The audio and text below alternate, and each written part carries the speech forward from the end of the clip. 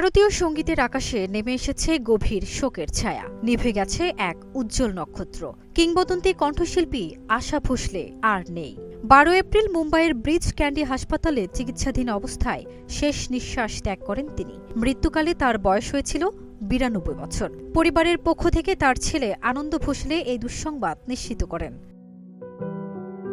জানা গেছে, হৃদরোগ ও শ্বাসকষ্টজনিত জটিলতায় ভুগছিলেন এই বরেন্দ্র শিল্পী। গত শনিবার শারীরিক অবস্থার অবনতি হলে তাকে হাসপাতালে ভর্তি করা হয়। পরে অবস্থার আরও অবনতি হলে আইসিইউতে নেওয়া হয় তাকে। চিকিৎসকদের সর্বোচ্চ চেষ্টা অবশেষে ব্যর্থ করে না ফেরার দেশে পাড়ি জমান তিনি।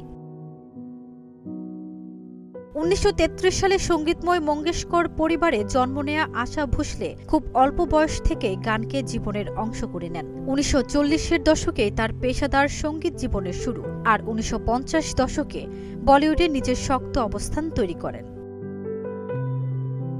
বড় বোন লতা মঙ্গেশকরের পাশাপাশি থেকেও নিজস্ব গায়কী ঢঙে তিনি আলাদা পরিচিতি গড়ে তোলেন। ক্যাবারে, পপ, গজল, আধুনিক কিংবা ধ্রুপদী সব ঘরানার সমান দক্ষতা দেখিয়ে তিনি হয়ে ওঠেন এক অনন্য শিল্পী। বিশেষ করে উমরাও জান ছবির দিল চিজ কিয়া হে এবং ইজ্জাতের মেরা কুছ সামানের কণ্ঠে এই গানগুলো সঙ্গীত প্রেমীদের হৃদয়ে চিরস্থায়ী জায়গা করে নিয়েছে।